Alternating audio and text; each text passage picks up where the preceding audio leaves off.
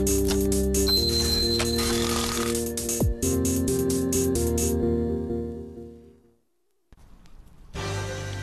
출발 징수월드 2부 순서 이어가겠습니다. 저희 프로그램 KT올레 IPTV로도 함께 하실 수 있습니다. 자, 먼저 2부에서 준비한 내용들입니다. 김동섭의 마켓포인트, IM투자증권 김동섭 이사와 함께 글로벌 주요 이슈 분석과 필승 투자 전략을 함께 세우도록 합니다. 네, 동상이몽 수급으로 보는 시장에서는 신한 PWM 압구정센터의 박재민 팀장과 함께 실시간 주체별 수급 상황 그리고 개인을 위한 투자 전략 제시합니다. 이슈 정복하기에서는 동양증권 양평점의 김동공 대리와 함께 이번 주 예정된 잭슨홀 회의에 대해서 전망하고요. 스마트폰 보급 3천만 명 시대 전개에 따른 우리 증시 영향력 분석합니다. 하창봉의 가라사대에서는 이번 주 집중된 글로벌 주요 이슈들을 통한 국내 증시의 영향력을 살피고 20일 이동평균선 조정의 의미를 알아봅니다. 네, 김동섭의 마켓포인트 시간입니다. IM투자증권 압구정금융센터의 김동섭 이사 전화 연결합니다. 안녕하세요. 네, 안녕하세요. 네, 삼성이 애플 간 특허 소송 배심원 판결에서 완패했습니다. 삼성전자 주가 전망에 대해서의 관심이 높아지고 있는데요. 자세한 내용 또 시장에 미칠 영향이 어떤 것으로 보시는지요? 삼성전자가 유로존에서는 이제 영국하고 네덜란드에서는 이겼고요. 또 아시아 쪽에서는 이제 호주에서도 이겼고요. 일본에서 좀 있으면 이제 판결이 날 것 같고요. 제일 문제는 이제 시장이 가장 큰 미국에서 문제가 되고 있는데, 요번에 재판한 지역은 이제 캘리포니아주 세너제이라는 그 연방 북부 지방 법원입니다. 여기는 이제 사실 애플을 정점으로 했을 때 10마일 안에 있는 법원이죠. 그러니까 사실 거기 나온 배심원들은 거의 애플 사람이라고 보시면 됩니다. 어떻게 보면 애국심에 호소해서 애플 어떤 배심원들이 완패를 삼성한테 준 상황이 아닌가라고 보이는데요. 내용을 보면 애플 디자인 특허하고 그다음에 멀티 터치 스크린 해서 5건 정도 침해를 했다. 특허를 침해했다라는 얘기가 있는데, 삼성에서 제시했었던 그 통신 특허에 대해서는 전혀 인정을 안 했죠. 그 부분 인정 안 하고 오히려 디자인 쪽에 포인트를 맞춰서 약 한 10억 5천만 달러, 우리나라 돈으로 1조 2천억 정도로 배상해라 라는 어떤 결론을 냈습니다. 일단 배심원 결정은 났고요. 그다음에 재판부 결정이 남아있는데 이게 한 달 정도 남았습니다. 일반적으로 재판부가 뒤집는 경우도 있었지만 보통 경우는 이제 배심원 결정에 따릅니다. 그래서 9월 20일 날 어떤 결정이 나오는지 거기에 따라서 이제 항소를 하게 될지 안 할지를 봐야 되겠죠. 물론 시간을 벌기 위해서 또 만약에 이제 재판 결정이 나서 1조 2천억 원을 만약에 물어줘야 되는 상황이라면 시간을 벌기 위해서도 1년 4개월 정도 걸리는 항소심을 아마 진행할 것으로 좀 보이고 있고요. 그렇지만 그 사이에 어떤 변화가 있을지에 대해서는 봐야 될 것 같습니다. 지금 삼성전자가 유로존에서는 상당히 좀 좋게 나왔는데 미국에서 안 좋게 나옴으로 인해서 약간 충격이 좀 있을 수 있는 부분은 있지만 그것이 삼성전자의 어떤 큰 방향을 바꿀 수는 없다라고 판단하고 있고요. 삼성전자가 오늘 그 영향으로 해서 지금 6%대 하락, 119만 원대 하락률을 보이고 있는데, 재미난 것은 7월 27일부터 외국인들이 국내 시장에 급격하게 매수 진입을 하는 그런 모습이었는데, 그때 가장 매수를 많이 했던 게 삼성전자고요. 그 다음에 기아차, 현대차, 현대모비스, LG, 화학 순으로 돼 있습니다. 삼성전자의 물량을 7월 27일부터 계산했을 때 매수와 매도를 합해보면 매수 우위고요. 매수는 약 110만 주 정도 매수 우위입니다. 오늘도 막판까지 봐야 되겠지만 모건스탠리 쪽에서는 매수를 들어와서 매도보다 매수가 한 4,200주 정도 더 많은 상황이다라고 보시면 되겠죠. 어쨌든 삼성전자가 시가총액의 비중이 굉장히 큰 상황에서 주가를 6%를 밀어낸 데도 불구하고 국내 자회사 플러스로 돌기 시작하고 있는 모습이죠. 일편적으로 본다면 다른 종목한테는 기회가 온 것이 아닐까라고 보여지고 있습니다. 왜냐하면 외국인들이 들어온 시점이 1940, 맥시멈 1940에서 미니멈으로 1880 사이에서 들어왔기 때문에 지금 지수로 본다면 당연히 외국인들은 손실이 날 수밖에 없는 구조죠. 그러니까 삼성전자가 만약에 밀린다 그러면 삼성전자의 저가의 매수를 좀 진행해 주면서 아니면 여타 종목을 크게 끌어올리는 그런 전략을 구사할 확률이 상당히 높습니다. 결국 삼성전자의 조정은 어떤 국가적으로는 손실일 수 있지만 개미 투자가들한테 기회가 올 수 있는 부분도 있다라고 판단하고 있고요. 그렇지만 삼성전자가 그동안 어떤 시장에서 끼쳤던 그 영향력으로 봤을 때 바로 주가가 밀리거나 밀려서 뭐 100만 원이 깨진다든가 그런 상황은 아닐 것 같습니다. 적어도 시장에 상당한 시간을 흐르면서 시장을 장악해 줄 수 있는 기회를 맞이할 거라고 보고 있고요. 시간은 충분히 아직도 있습니다. 이 결과에 너무 민감하게 대응할 상황은 아니다라고 판단하고 있습니다. 네. 자, 그리고 미국 경제를 부양하기 위해서 연방준비제도 이사회가 추가 양적 완화를 단행할 여지가 있다. 벤 버냉키 연준 의장이 의회로 보내는 서한에서 밝혔다고 하는데요. 그 가능성과 시기를 예상한다면요? 벤 버냉키 의장이 테러 아시아 하원 감독 정부개혁위원회 위원장에게 보낸 서한이 이제 밝혀졌는데 그 내용을 보면 연방준비위원회는 이제 경기 부양 추가 조치 능력이 있다라는 것을 확인시키면서 투자가들로 하여금 기대 심리를 부풀리는 그런 상황이었죠. 미국에서는 이제 미국에서 7월 내구재 주문이 전월비 4.2%가 증가했지만 사실 이런 것보다는 실업률에 포인트가 맞춰져 있죠. 실업률이 지금 8.2% 선에 있기 때문에 웬만큼 고용이 늘어서는 이 실업률을 커버할 수 없다라고 판단하고 있습니다. 그 부분 때문에 벤 버냉키 의장은 좀 생각하고 있고요. 이 벤 버냉키 의장 입장으로서는 이번 대선이 굉장히 중요합니다. 왜냐하면 이 대선에서 공화당 쪽에서 내놓는 것이 근본이죠. 그러니까 달러를 너무 많이 찍어내에 대한 불만이 좀 커졌고 근본이가 되면은 FRB 기능이 축소가 되고요. 이런 문제가 발생합니다. 그렇기 때문에 오바마 쪽으로 지지를 할 수밖에 없는 상황이고 그렇다면 오바마 대통령이 대선에 출마를 한 상황이기 때문에 대선이 이제 완전히 레이스가 진행되는 상황이 되면 사실 어떤 것도 할 수가 없습니다. 눈치를 봐야 되는 상황이죠.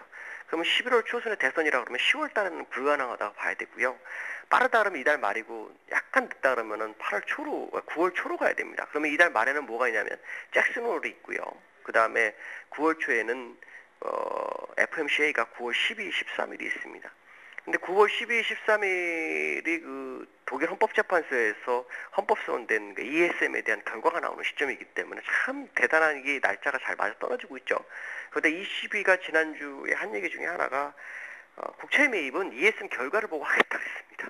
그러니까 결국 9월 12일, 13일이 얼마나 이 시장엔 중요한 포인트인가, 또 벤 버냉키 의장이 뭔가 카드를 꺼낸다면 그 시점에 꺼내는 확률이 높지 않을까라는 생각을 하게 되고 있고, 제가 보는 경우로 봤을 때는 3차 양적완을 아마 분명히 할 겁니다. 왜냐하면 재정 절벽에 대한 리스크 문제를 해결해 줄 수 있는 방법일 수도 있고요.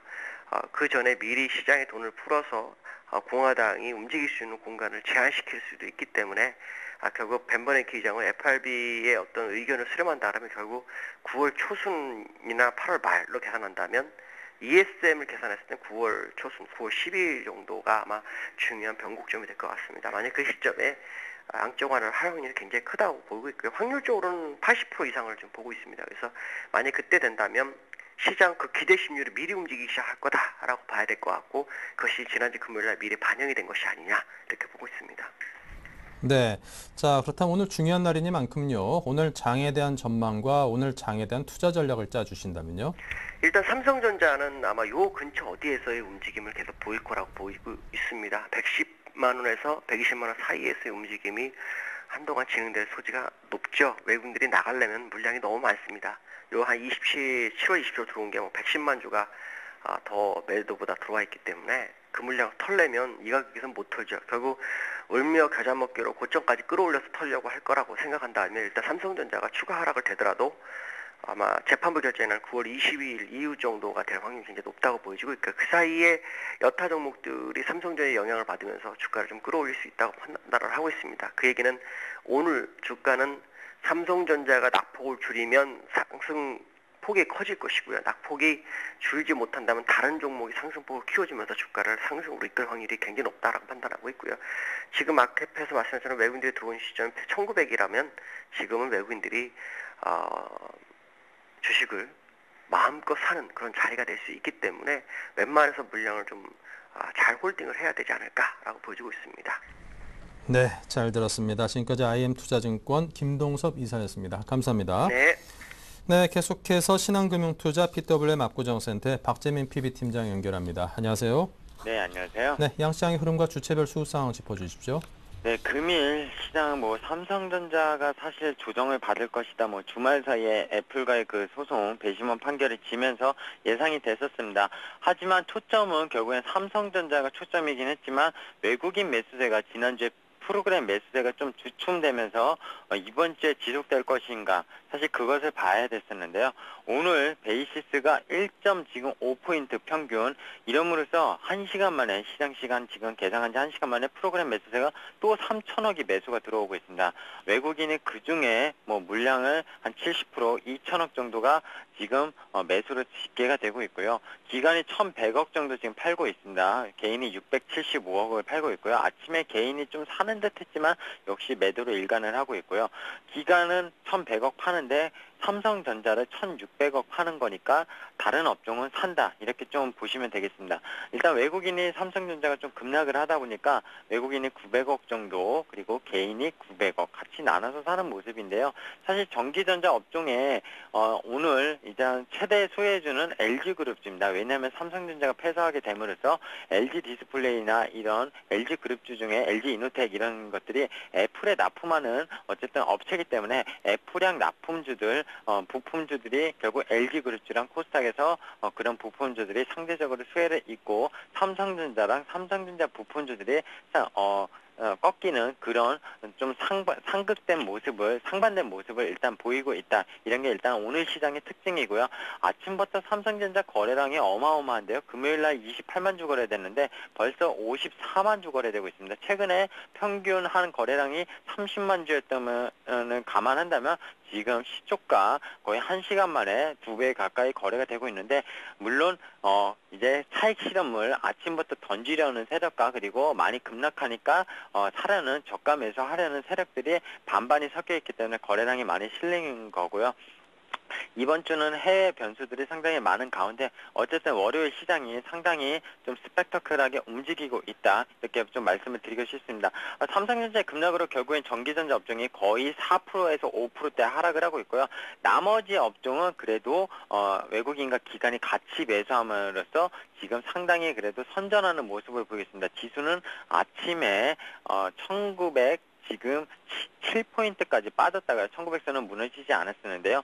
지금 다시 강보합까지 올려오는 상당한 저력을 일단 보이고 있다. 이렇게 좀 말씀을 드리겠습니다. 코스닥 시장은 기관이 지난주까지 계속 매수함으로써 많이 상승을 보였는데 오늘 역으로 개인이 90억 정도 사고 있고요. 외국인이 17억 가담을 하고 있지만 기관이 90억 정도 팔면서 코스닥이 지금 조정을 좀 맞는 국면 500선을 앞두고서 조정을 맞는 국면이다. 이렇게 좀 말씀을 드리겠습니다. 네, 자 오늘 투자 주체별 속내를 표현하신다면요? 네, 일단은 외국인 3점 패소를 했지만 삼성전자 사고 있습니다. 일단은 물론 파는 창구도 보이는데 JP모건 CS증권 창구 통해서 팔고 있는데 모건 스탠리 창구 통해서 사고 있고요. 사는 세력과 파는 세력이 좀 반반이다. 하지만 조금 매도가 일단 아침 대비는 늘어나는 모습을 보이고 있습니다. 그리고 합성 전략이라고 말했지 이거는 지난주에 제가 말씀드렸는데 결국에 외국인은 아침에도 선물을 상당히 매수를 많이 했었는데요. 그 전략이 뭐냐면요. 선물을 매수함으로써 결국에 베이시스를 벌려서 프로그램을 이끌게 되면은 외국인의 현물을 팔 수가 있습니다. 지난주에도 말씀 한번 드렸었는데요. 그러면서 현물을 외국인이 지금 2천억 정도 사는 걸로 집계가 되지만 사실 프로그램이 3,100억이 들어오는데 외국인이 2천억을 산다. 그러면 1,000억의 갭이 좀 발생을 합니다. 물론 이 물량이 전부 다 100% 외국인 게 아니기 때문에 정확하게 집계는 할 수 없지만 외국인은 어쨌든 프로그램 매수를 발생시키면서 현물을 팔고 있다 말씀드리고 싶고요. 기관은 프로그램 매수가 들어와도 더 판다. 이렇게 좀 말씀을 드리는 게 맞을 것 같습니다. 개인은 1900선이 깨지면 우리 매수 좀 가담해볼까 생각을 하고 있는 것 같습니다.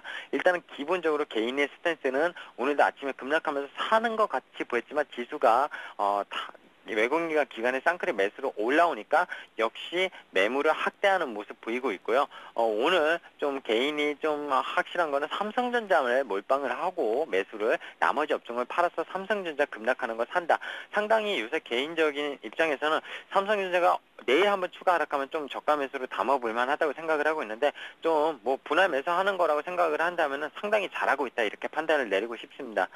기관 같은 경우에는 상당 부분 항상 악재에 민감하고요. 호재에 민감한 부분이 기관인데요. 국내 기관 투자가들. 오늘 삼성전자 팔고 보자. 일단 악재는 악재다. 이렇게 판단을 하는 것 같습니다. 네, 자, 오늘 장 개인을 위한 투자 전략이 있다면요?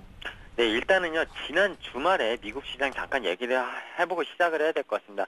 미국의 그 버냉키가 어떤 편집을 해서 QE 추가 부양책은 열려 있다고 했고, 그 연준 의원이 이번 연준 9월달 통화정책 회의에서 결국엔 연준이 추가 부양책 쓸 여지가 많다 뭐 이런 말들이 나들면서 미국 시장이 반등에 성공을 했고요. QE3 기대감이 결국에는 우리 시장 야간 선물 시장도 우호적인 모습을 보였습니다. 다만 삼성전자가 애플에 패소한 배심원 판결 패소한 게 미국장 마감 후에 나왔고요. 그렇기 때문에 야간 선물 시장에 반영이 안 됐습니다. 야간 선물 시장은 거의 0.67% 정도 상승했었는데 금일 시장이 252 선물 지수로 치면은 거의 1% 정도 하락을 해서 출발을 했기 때문에 결국 삼성전자의 영향이 우리 시장에 오늘 반영이 됐다.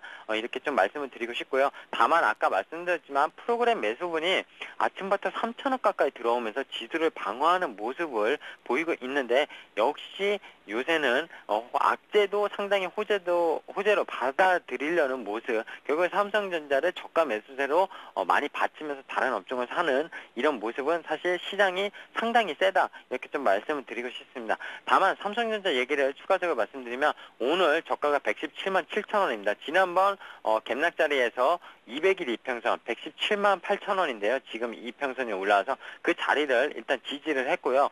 지난번에도 치고 올라오면서 외국인이 매수를 본격적으로 시작한 게 117만 원대였기 때문에 그 자리가 상당히 중요합니다. 오늘 종가상으로 삼성전자가 좀 더 올라올지 아니면 꺾일지 일단 두고 봐야 될 것 같고요. 만약에 꺾이게 된다면은 내일 정도 하루 정도 좀 더 한 번은 더 추가 하락이 나오지 않을까. 그렇게 되면 저가 매수세로 조금은 담으면서 트레이딩을 하셔도 될 거라고 일단 말씀을 드리고 싶습니다.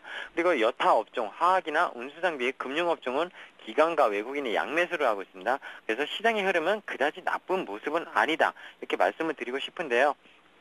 다만 드라기 총재가 9월 1일 1시 30분에 연설이 준비되어 있습니다. 우리나라 시간으로 새벽 1시 반입니다.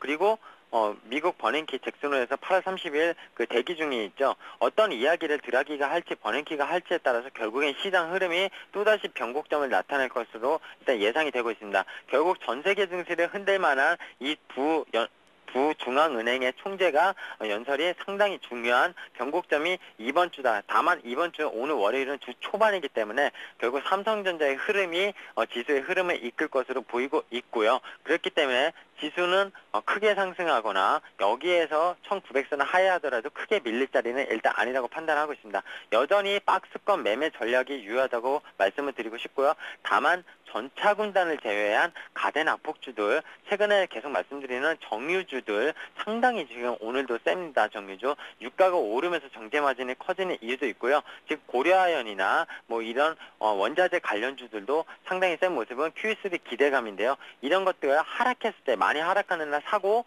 오르는 날 팔면은 크게 손실 볼 리스크는 적고 먹을 확률도 먹을 퍼센티지도 크지는 않지만 일단 짧게 먹을 수 있다는 일단 지금 장점이 있습니다. 이런 박스권 장세에서는 그런 식의 매매 전략을 세우시길 바라시고요. 현금 포지션 가급적 계속 많이 가져가서 시장의 변동이 컸을 때 대응할 수 있는 전략으로 대응하시라고 말씀을 드리고 싶습니다. 삼성전자 오늘 마지막으로 말씀드린 건 117만 8천 원인데요. 이 가격 종가에 지지할지 아니면 무너질지 그거를 좀 보시라고 말씀을 드리고 싶습니다. 결국에 삼성전자의 흐름이 지수의 하락이냐 추가 하락이냐 지수가 좀 저점을 찍고 반등하느냐를 가늠할 거기 때문에 삼성전자의 흐름 상당히 중요할 거라 이렇게 좀 말씀을 드리고 싶습니다.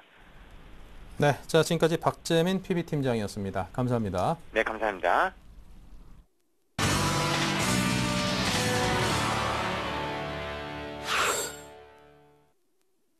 네, 계속해서 전문가들의 12자 투자 전략 보겠습니다. 네, 박성일 연구원은 지수 조정 시의 관망 전략을, 박소영 대리는 코스피 반등 시의 비중 축소, 정형훈 팀장은 삼성전자 특허 소송 관련해서 증시 상승은 제한적이다, 최희용 대리는 바이오 업종의 추가 상승 기대를, 김도영 대표는 달리는 말보다 쉬고 있던 종목을 매수하자고 했습니다.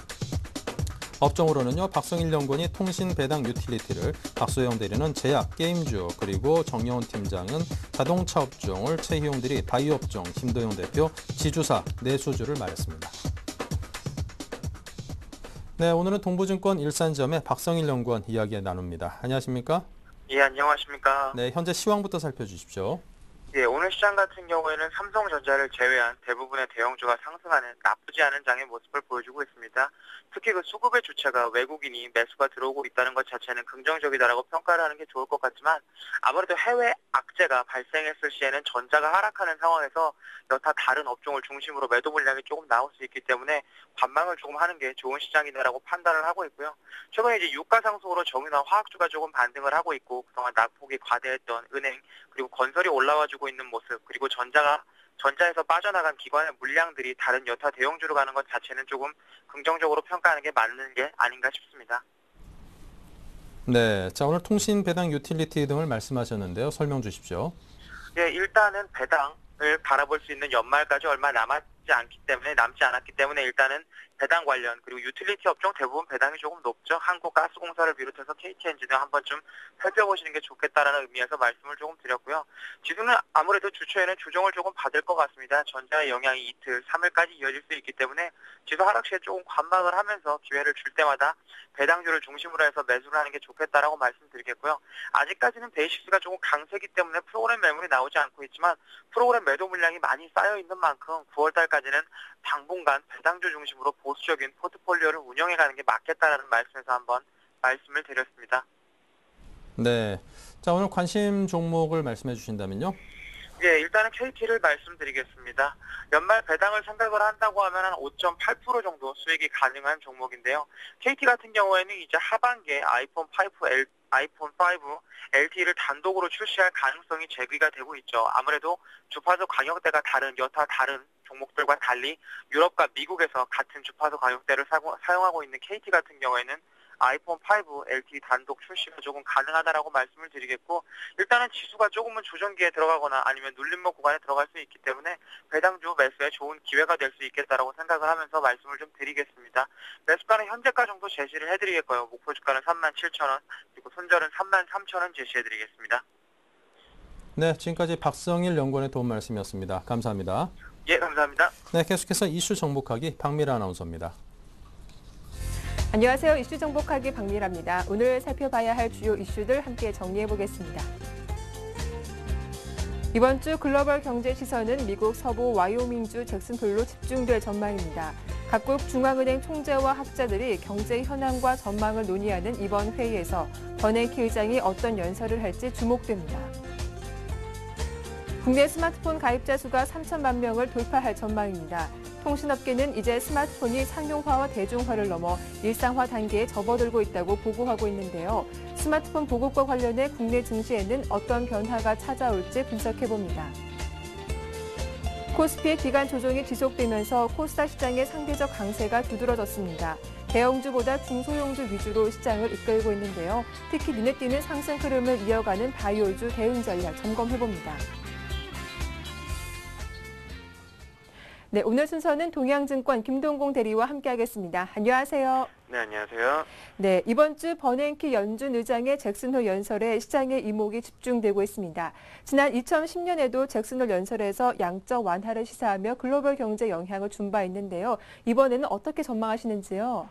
네, 잭슨홀 컨퍼런스가 이번 주에 다음 주에 이제 있게 되는데 거기에 겹쳐서 이제 미국 연준 총재들의 이제 견해 표명이 있을 것이고 그리고 유럽 재무장관의 이제 연쇄적인 회담들이 좀 이어질 것이고 그리고 미국 경제 지표 등 이제 주요 변수로 이제 나설 것입니다. 이런 것들의 배경에 모두 이제 좀 어떻게 보면 버냉키 의장의 이제 생각이 어느 정도 좀 중요하게 되는 그런 역할이 될 것 같은데 일단 버냉키 잭슨홀 연설에 대한 확인 심리와 그리고 유럽 재무장관 간의 연쇄회담을 통한 의견 조율 그리고 미국과 유럽의 경기 부양 스탠스에 대한 탐색 과정에 따른 관망 장세가 다음 주엔 좀 이어지지 않을까 그렇게 좀 판단이 되면서 제한적인 박스권 등락이 좀 진행되지 않을까 그렇게 보입니다. 이유로는 뚜렷한 시장 방향성 부여제로 인해 시장과 유사하게 반응하는 대형주보다는 개별 재료를 보유한 중형주 그리고 특히 게임, 엔터, 미디어, 제약 관련주가 일단 좀 대안으로 이렇게 좀 부각될 것으로 이렇게 보이는데요. 버냉키 잭슨홀 연설에서는 이제 연설에서 보아야 될 주안점은 추가 경기 부양 기조는 유지하지만 Q3는 아직까지 좀 보유할 전망이다라고 좀 봐야 될 것 같습니다. 버냉키는 잭슨홀 연설에서 추가 경기 부양에 대한 기조를 이어가겠지만 Q3 조기 실시에 대한 뚜렷한 의사표명은 조건부로 제시하든가 아니면 9월 FOMC로 미루는 유보적인 입장을 내보일 것으로 예상이 됩니다. 그 이유는 추가 양적 완화 실시가 미국 민주당과 그리고 공화당 양당 간의 정치적 논쟁으로 비화될 수 있기 때문입니다. 따라서 현 시점에서 고려할 연준의 추가 보양 조치는 8월 FOMC 의사록에서 밝힌 초과 지급준비금에 대한 금리 인하 그리고 저금리 대출 지원 등이 좀 유력하지 않을까 좀 그렇게 보이고요. 그리고 QE3는 이러한 경기 부양의 후속 조치로서 미국 대선 이후에 활용할 카드로 남겨둘 것으로 일단 좀 전망이 됩니다. 그리고 2010년 3분기 어닝을 좀 살펴보면 백투스쿨 세일 시즌에 따른 이익 반응이 증가해야 될 것 같습니다. 미국의 경우 2분기 실적 시즌을 계기로 실적 하향 조정은 상당 부분 이미 반영이 돼 있고 휴가 시즌도 진행되면서 하향 조정 속도는 이전보다 둔화되는 저점 테스트 국면이 진행 중입니다. 또한 7월 후반부터 연준과 ECB의 적극적인 경기 부양 의지에 천명에 따라서 금융시장 안정이 후행적으로 반영될 것으로 예상이 되는데 8월 하순 이후 백투스쿨 세일 시즌 중에 경기 민감주들의 하향 조정이 마무리될 경우 의미 있는 이익 방향성의 반전으로 해석될 것으로 보입니다. NRF라고 하는 전미 소매 연맹이 2012년 백투스쿨 서베이 결과 미국 가정의 지출 예상액은 $688로 전년 대비 14% 상승할 것으로 조사가 되었습니다. 이러한 전망이 좀 현실화될 경우 미국의 경기 민감주 그리고 한국의 대미 수출주의 2010년 3분기 이익에 일단 좀 집중을 해야 될 것 같고요. 이런 경제 지표들이지만 31일에 있을 버냉키의 잭슨홀 연설이 가장 중요할 것으로 보고 여기에 이 재료가 나오기 전까지는 시장에 대해서 어느 정도 좀 관망세가 좀 필요하지 않을까 그렇게 보입니다. 네, 다음 이슈입니다. 국내 스마트폰 가입자 수가 3천만 명을 돌파하게 될 것으로 전망되고 있습니다. 근본적인 수혜주는 어떤 업종인지 자세하게 전략 세워봐 주시죠. 네, 스마트폰이 이제 보급이 3천만 대가 늘어났, 3천만 대로 이제 보급이 됐습니다. 당연히 이제 스마트폰을 만들어지는 이 부품사들에 대한 관심은 분명히 가져가야 되겠지만 그 외적으로 그 스마트폰으로 도입되면 해서 거기에 들어간 소프트웨어 같은 이런 업종들에 대한 관심도 좀 필요할 것 같습니다. 스마트폰 보급은 이제 단연 부품 관련주를 이제 꼽곤 있지만 근본적인 수혜주는 어찌 보면은 이제 무형의 기업들이라고 볼 수가 있습니다. 유형 제조 기업이 아닌 무형 기업들과 소프트웨어 관련주에 대한 관심이 좀 필요할 것으로 보이는데 대표적으로는 게임주 그리고 엔터주, 모바일 결제 업종이 수혜를 입을 것입니다. 모바일 결제는 향후 신용카드 결제 역시 모바일 수단으로 이루어질 가능성이 지금 현재 높은 상황이고 애플의 경우는 전자지갑이라는 컨텐츠 개발을 하고 있습니다. 삼성 역시 하반기 이 같은 서비스를 이제 좀 준비를 하고 있는데 이처럼 스마트폰이 이제 확산될 경우 단기적으로 부품세를 넘어서 그리고 이제 스마트폰의 고유 기능은 이제 소프트웨어적 기능을 살린 결제 기능까지 일단 좀 괜찮아질 수 있는 그런 형태들이 이루어질 수 있을 것이라 보고요. 그리고 여기에 따라서 보안 업체들 또한 같이 한번 올라갈 수 있는 집중 조명을 받을 수 있는 그런 현상이 되지 않을까 일단 좀 그렇게 보이고 그리고 위메이드, YG엔터, KG 이니시스, 한국사이버결제 등을 이제 또 수혜주로 꼽을 수가 있을 것 같은데 일단 위메이드는 게임 관련주로서 카카오톡 연결을 통해 게임 사업을 하고 있습니다. 그리고 최근 들어서 좀 이슈가 되고 있는 애니팡이라는 게임을 하는 바른손 게임즈에 대한 관심 또한 가져볼 만한 것 같습니다. 사실 지하철을 타 보면은 대부분의 분들이 핸드폰을 보고 계신 대부분의 분들이 DMB 혹은 게임을 하고 계신 걸 많이 볼 수가 있습니다. 그다음에 이제 스마트폰에 대한 무형 기업으로서 기업들의 게임주에 대한 관심이 좀 필요할 것 같고요. 그리고 YG 엔터 또한 관심권력에 영향을 두어야 할 것 같은데 가수 싸이의 강남 스타일이라는 음악이 미국 시장에서 큰 인기를 얻고 있습니다. 이 인기 수단이 유튜브를 통해서 뮤직비디오의 조회수가 증가했다는 것입니다. 이런 요인은 기회용이 들지 않는다는 점에서 꼭 주목할 만한데 꼭 이번 케이스만이 아니더라도 유튜브의 조회수는 지속적으로 증가하고 있기 때문에 관심을 둬야 될 필요성이 분명히 있을 것 같고요. 그리고 KG 이니시스와 한국사이버결제는 모바일 결제 관련 업체로서 거래량이 늘고 있고 그리고 지문인식과 관련된 기술을 통해 향후 모바일 결제 사업에 아주 유용하게 작용하지 않을까 그렇게 보입니다. 네, 끝으로 최근 코스닥 시장의 강세가 이어지고 있죠. 전문가들 사이에서도 대형주보다는 중소형주 위주로 투자하라라는 조언을 하기도 하는데요. 이 바이오 업종 상승률이 가파르다고 합니다. 바이오 업종 전망은 어떻습니까? 네, 유로존 재정 위기가 이제 장기화될 것이라는 우려와 이제 발목 잡힌 미국과 중국 이 G2 두 개 국가의 경기 부양 기대감으로 코스피의 기간 조정이 지속되면서 코스닥 시장의 상대적 강세가 좀 어느 정도 나오고 있는 모습입니다. 특히 지난해 중반 코스닥 지수 상승을 이끌었던 바이오와 그리고 엔터테인먼트 그리고 게임 이 세 개 업종이 지난번에도 이번에도 시장을 주도하면서 제2의 전성시대를 열고 있다라는 평가가 나오고 있는데 다만 코스닥 종목의 일부는 좀 과열 조짐을 보이고 있기 때문에 개미 투자자들의 이제 좀 어느 정도 좀 신중한 접근이 좀 필요하지 않을까 일단 좀 그렇게 보입니다. 일단 이제 최근 코스닥 시장의 강세를 주도한 것은 단연 외국인과 기관의 큰 손이었다고 볼 수 있습니다.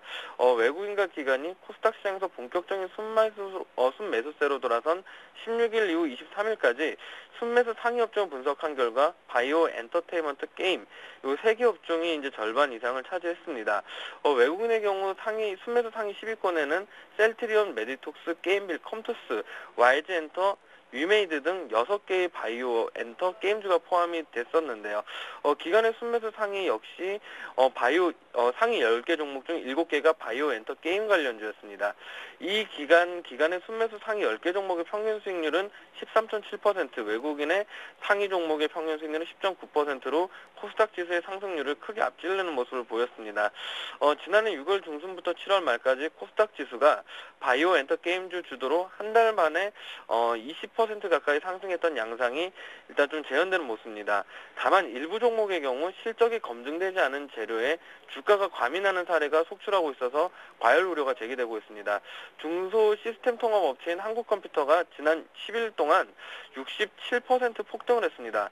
최근 200억 원짜리 계약 공시와 그리고 하반기 실적 개선 기대감 때문이라는 분석도 있지만 그보다는 대기업 계열 SI 업체들에 대한 규제 등 그러니까 경제 민주화 이슈에 편승한 수급이 주가를 끌어올렸다는 것이 좀 우세한 전망입니다. 경제 민주화가 증시에서 태반이 형성된 것으로 보이는데요. 아시아텍과 그리고 코콤, 한네트, GMP, 하이세, 삼진 이런 종목들도 10거래일 동안 주가가 40%나 올랐습니다. 써니트는 지난 8일 저점인 442원에 비해서 730원으로 58% 급등을 했는데 한네트의 경우 지난달 말 최대주주 지분 매각서를 부인한 이후 지난 14일 주주 총회 소집 공고를 낸 것 외에도 별다른 재료 없이도 47% 이상 주가가 이제 급등을 하기도 했습니다. 단기 급등과 주요 분기점 진입에 따른 코스닥 시장의 단기적인 탄력 둔화 가능성은 감안해야 한다고 이제 좀 보여지는데 지금 이같이 지금 코스닥 시장에서의 상승에는 물론 이유 있는 상승들도 있지만 이유 없는 상승들도 많습니다. 하지만 이 이유 없는 상승들에 있는 종목들은 어느 정도 좀 선별을 해내야 될 텐데 제가 하나 알려드리고 싶은 팁은 종목이 미수를 들어갈 수가 없는 종목들은 일단 좀 피하시는 것이 좋습니다. 그 이유는 무엇이냐면 미수라는 것이 간단하게 말씀을 드리면 증권사에서 이틀짜리 대출을 해준다는 이야기입니다. 그 이틀짜리 대출을 해줌에 있어서도 주가가 그 이상 하락할 수 있다고 보고 미수 대출을 해주지 않는다는 이야기이기 때문에 코스닥 종목을 접근할 때 종목이 어떤 게 좋은지 나쁜지 잘 모르시겠다라고 하실 경우 미수가 되는지 안 되는지를 한번 파악해보고 미수가 안 되는 종목이라 그러면은 일단 이 종목은 묻지마 급등의 가능성이 높다고 판단하시고 그렇게 한번 하나의 잣대로 삼아 보시는 것도 괜찮을 것 같습니다. 네, 지금까지 동양증권 김동공 대리의 도움 말씀이었습니다. 고맙습니다. 네, 감사합니다. 네, 이슈 정복하기 저는 내일 다시 인사드리겠습니다.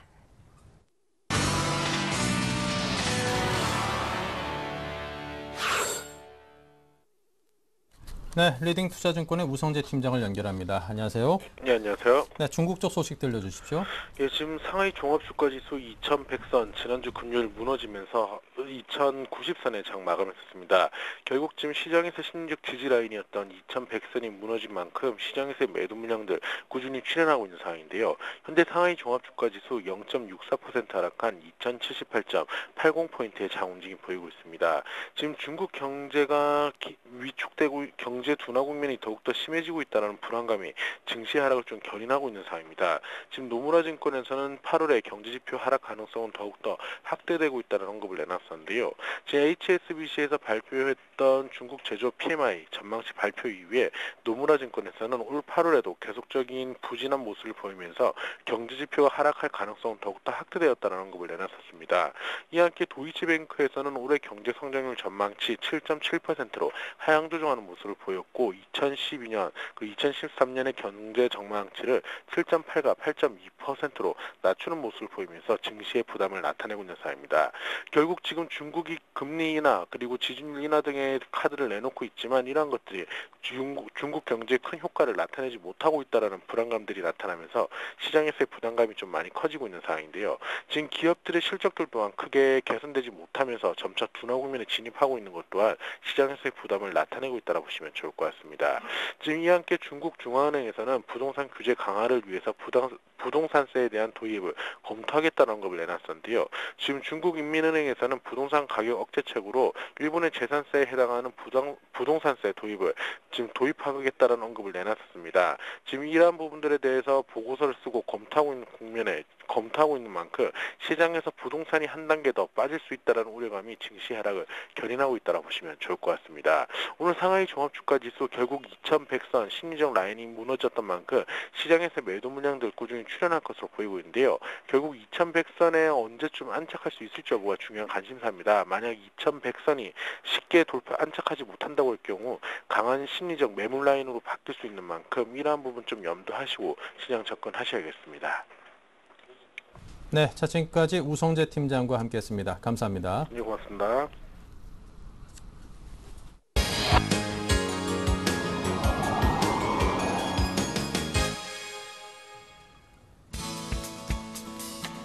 네, 안녕하십니까. 사실 저는 지난 금요일 날 미국 증시가 경기 부양 기대감으로 좀 오른 데 대해서 좀 기대를 했다가 또 이제 애플 한 10억 달러 정도나 그러죠. 한 1조 2천억 정도 되는데 이제 패소했다는 이야기를 듣고 5월 장이 상당히 궁금했습니다. 그래서 아침에 이제 동시효과를 보니까 삼성전자가 한 7, 8% 하락 출발이 좀 예상됐죠. 그래서 약간 마음적으로는 1900포인트 이탈하지 않을까 생각했는데 가만히 또 거꾸로 생각해보면 한때는 삼성전자만 올라가던 장이 있었죠. 삼성전자가 혼자 올라갔을 때 지금 오늘 삼성전자나 삼성전기 SDI 관련해서 삼성전자 관련주들은 빠집니다만은 실제로 시가총 나머지 80%를 차지하는 종목이 경기 부양 기대감으로 올라가기 때문에 전체적인 영향에 대해서는 좀 유의하지 않나 보겠습니다. 그러다 보니까 지수가 다시 한번 또 고압선을 보여주는 모습을 보이고 있죠. 사실 삼성전자 같은 경우는 애플 관련해서 아마 최종 결과가 나오고 또 항고심도 할 거기 때문에 한 9월 중순 정도까지는 오히려 조금 발목을 잡을 수 있지 않을까 보겠습니다. 근데 항상 우리는 그런 게 있죠. 한때는 삼성전자만 강할 때는 오히려 상대적인 종목들은 약했었고요. 또 지금 같은 경우는 또 역발상도 필요합니다. 삼성전자나 삼성전자 관련주들이 조금 조정을 보인다면 또 시장이라는 것이 들어왔던 자금이 바로 빠지는 것이 아니기 때문에 삼성전자가 갖고 있는 비체계적 위험으로 시장을 해석하면서 오히려 우리는 또 다른 쪽에 시각을 가지는 것도 나쁘지는 않겠다. 그런 게 보는 것이 오늘 장을 좀 대변하지 않나 보겠습니다. 삼성전자 주가에 대한 전망은 사실 좀 지켜봐야겠습니다만은 전체적인 시장 흐름에 대해서는 생각보다는 양호하지 않나 보겠습니다.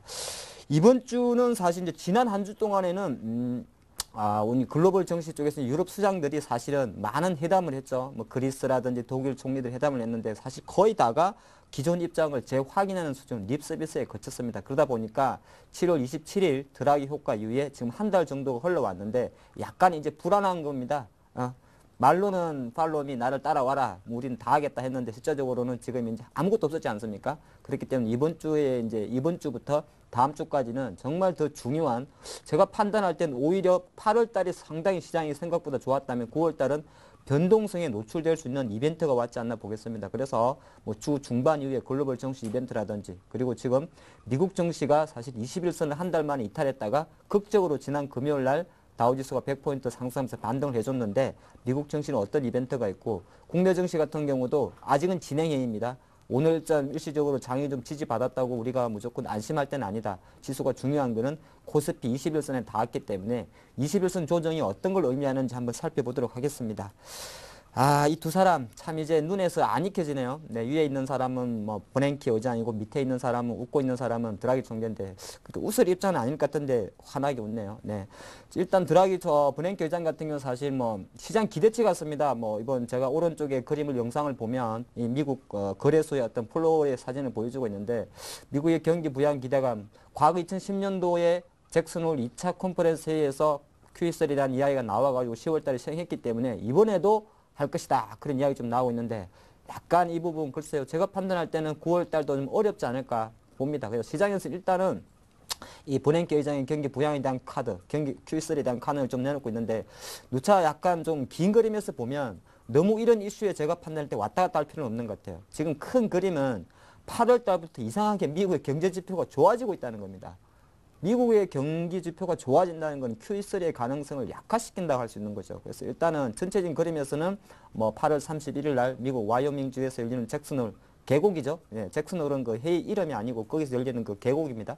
계곡에서 열리는 어떤 그 회의에 대해서 Q3는 기대감을 많이 갖고 있는데 일단은 요걸 가지고 8월 30일 이달 말부터 9월 초순까지 변동성을 가져올 것인데 만약에 기대감이 갔다가 거의 제가 판단할 때 미시적으로도 끝나지 않을까 생각은 합니다만은 액션이 안 나온다면 시장은 정말 이제는 더 기댈 데가 없고 물론 또 기댈 수 있는 거는 또 9월 중순에 나오는 또 뭐죠? 네, 베이지북으로 돌릴 수가 있습니다. 참 미국이란 나라, 해외란 나라 참 이벤트 보면은 계속 질질 끌고 오고 있는데 그런 거 이번에 좀 부담될 것 같고요. 그보다 저는 이 드라기 총재가 밑에 웃고 있는데 전체적으로 이 웃음이 다칠 수도 있다 이렇게 봅니다. 왜냐하면은 드라기 총재 같은 경우는 실제적으로 지금 한 달 정도 됐는데 약간 지금 노이즈가 좀 나오고 있고요. 실제적으로 이제는 9월 한 6일인가요? 그 정도의 22 통화정책 회의가 있는데 해야 됩니다. 이제는.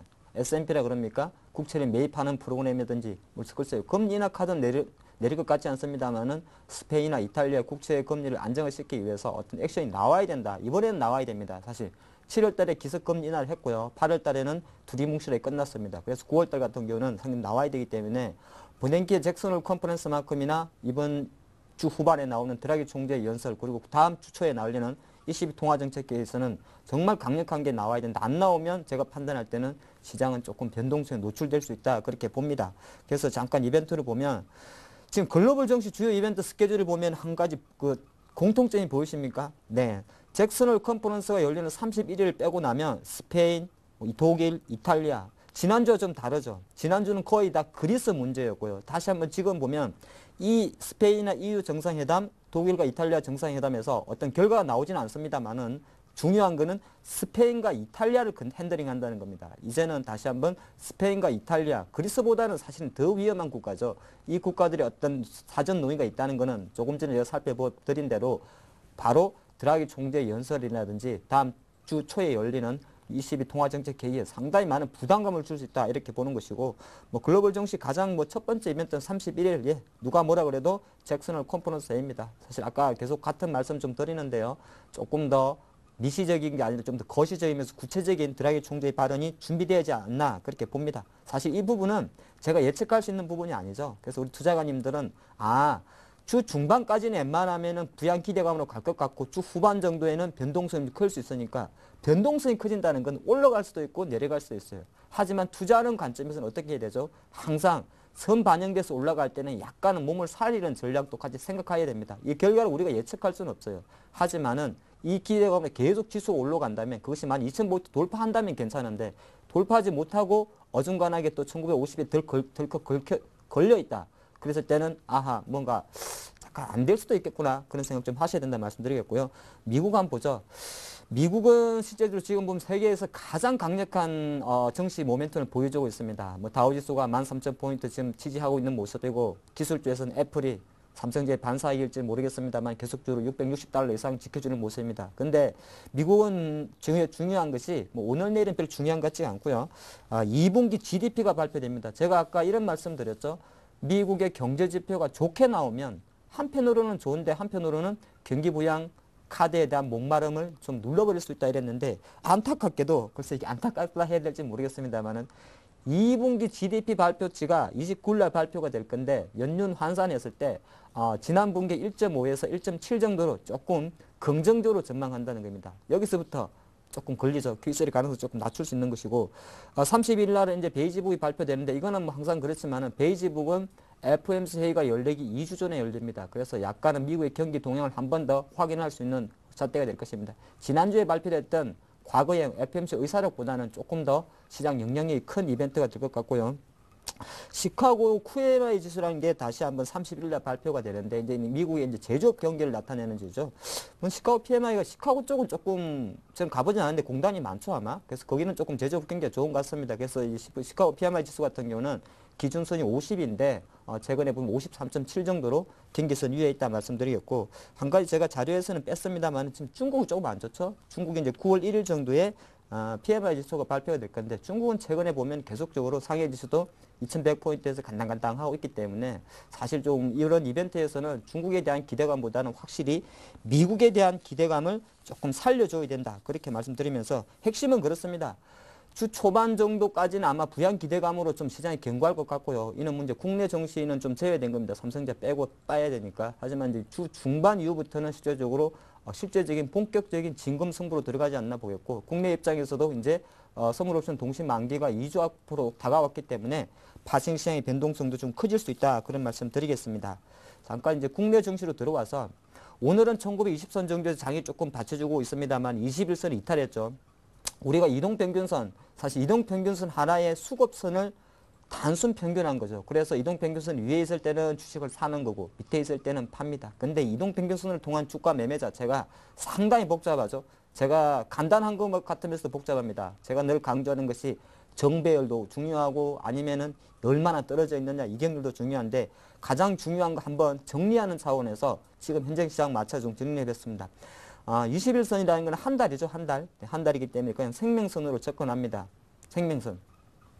리브 앤 다이입니다. 죽을 수도 있고 살 수도 있는 그런 선을 보여주고 일단은 중요한 것이 21선에 딱 닿게 되면은 외국인과 기관 두 매매 주체 매매 강도가 강화됩니다. 매매 강도가 강화된다는 건 무슨 말이냐면요. 보통 체결 강도가 강화된다는 건 올라간다는 이야기고 매매 강도가 강화된다는 말은 거래가 빈번해지고 거래량이 는다는 겁니다. 그리고 상당히 좀 일반적인 캔들의 하루 변동폭이 좀 커진다 그렇게 보는 것이고 파생시장은 더 심합니다. 왜냐하면 코스피, 기초자산이 할 수 있는 코스피의 변동성이 커지기 때문에 실제로 파생시장은 변동성이 더 커지게 됩니다. 21선이 오게 되면. 물론 보통 과거 데이터를 보면 21선에서는 외국인의 매매 영향력이 상당히 크다 할 수 있습니다. 오늘 다행히 외국인이 주식시장에서 사주고 있습니다만은 요거는 길게 좀 보셔야 되는 관점이고요. 전체적인 흐름에서는 21선에서 위에 있던 아래에 있던 지금처럼 한 달 이상 21선 위에 있다가 한번 닿게 되면은 일시적인 바운딩은 나옵니다. 하지만 바운딩이 중요한 거는 그 다음이에요. 다음. 내일 모레 그 글피까지 보셔야 된다 말씀드렸고 종목별로 접근한다 해도 크게 다를 건 없습니다.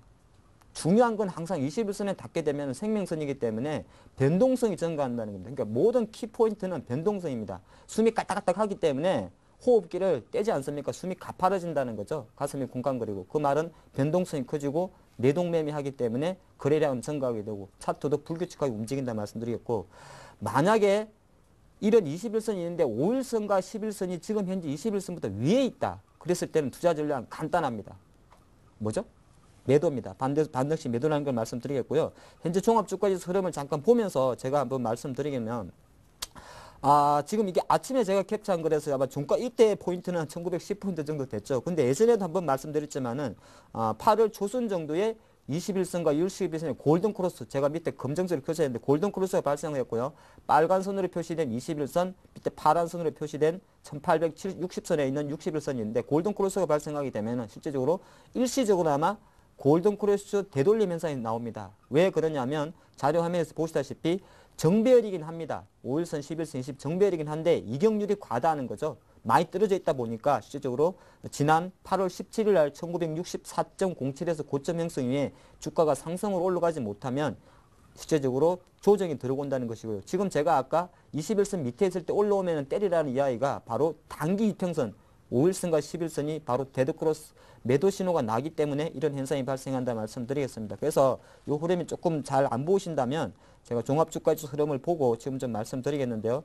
지금 종합주가지수 흐름을 차트에 잠깐 표시를 해놨는데 오늘 이게 이제 양봉이라 그래도 실제적으로 이거는 큰 의미를 두지 마시는 게 어떨까 싶습니다. 물론 삼성전자가 지금 한 20% 차지하다 보니까 지수가 조금 왜곡된 현상이 있습니다만은 아까 제가 그 PT 화면에서 보셨듯이 위에 1950선에 상당히 많은 매물이 있다는 겁니다. 올라가면 얻어맞습니다. 그렇기 때문에 지수로만 놓고 봤을 때는 이번 주 정도까지는 일단은 1950선 돌파 전까지는 일단은 보수적 전략이 어떨까 싶고요.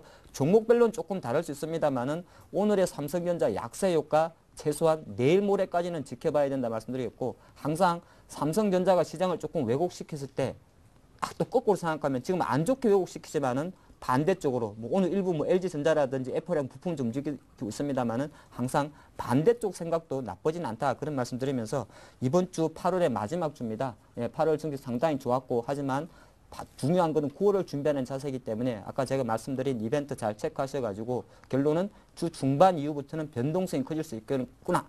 이렇게 결론 지으면서 다음 주에 또 뵙도록 하겠습니다. 네, 자 지금까지 하창봉의 가라사대 함께했습니다. 잠시 11시부터는 베스트 종목 상담 시간 준비되어 있습니다. 문자 013-3366-0110, 전화 023153-2610으로 가능하시니까요. 많은 참여 부탁드리고요. 저희 블로그에도 관심 가져주십시오. 자, 오늘 월요일 순서 여기서 마칩니다. 감사합니다.